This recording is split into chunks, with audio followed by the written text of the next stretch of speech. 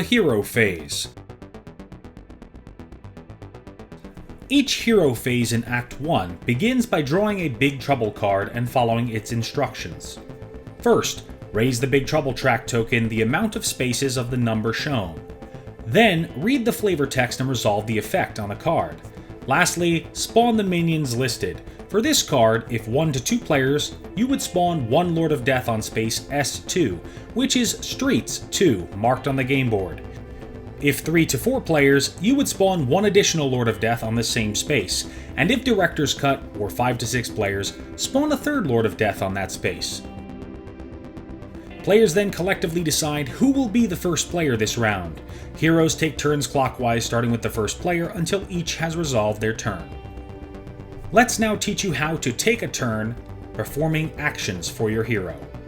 At the start of your turn, you will roll all of your available action dice. In a 4-player game, you start with 3 dice. All action dice are the same and have 2 of each icon: mind, body, and spirit. Each one matches the attribute tracks on your hero board. To take an action, you will place 1 or more dice in the matching action die slots on the attribute tracks, always starting from left to right. There are 2 different types of action die slots, normal and epic. Epic slots are shown with the highlighted color around the slot. Placing a die in an epic slot results in a better version of the chosen action.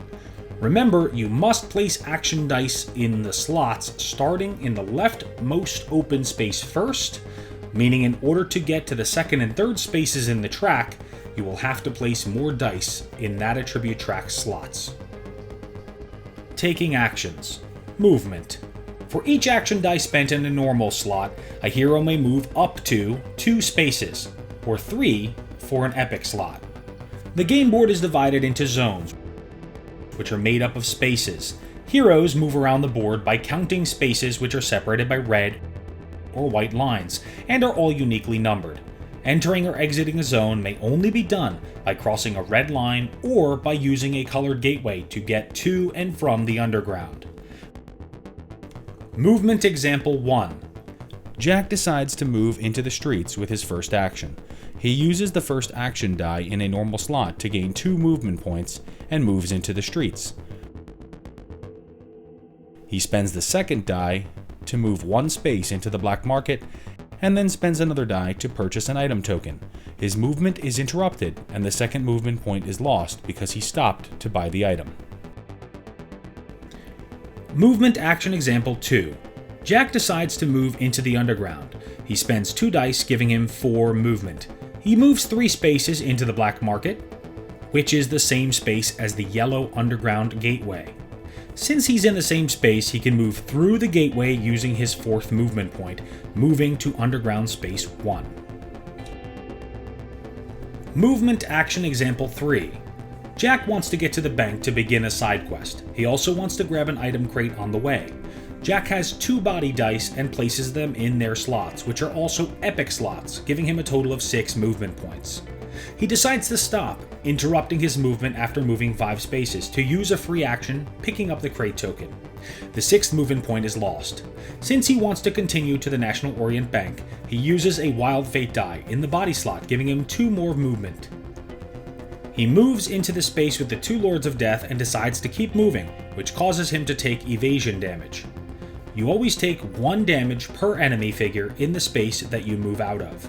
Jack uses his last movement point to move into the bank. On Jack's next turn, he spends his first action die in the normal slot to rest, regaining 2 health points. If it was an epic slot, it would have been 3 health. Now that he is at full health, he spends another action die to rest, gaining 1 chi.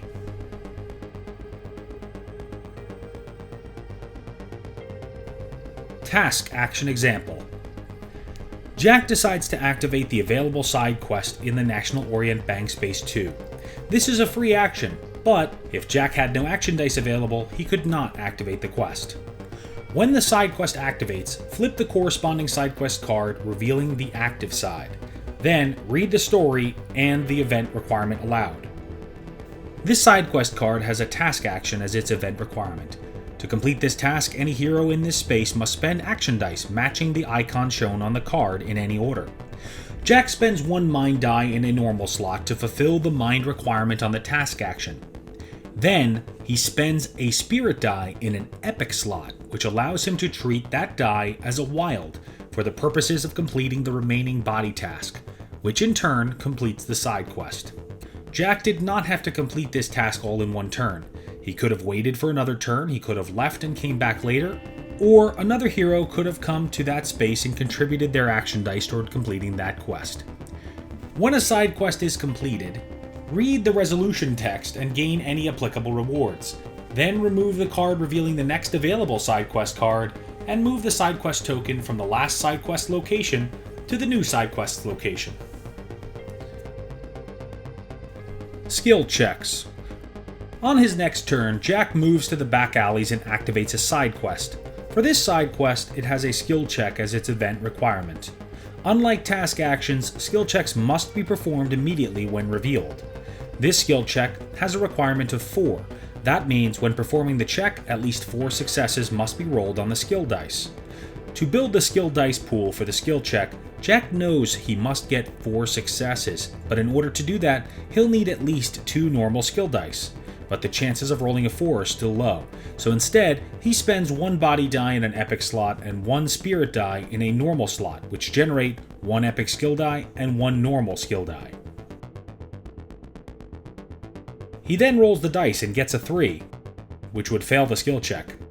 However, Jack chooses to use a fate die which has 2 auto successes on it, passing the skill check.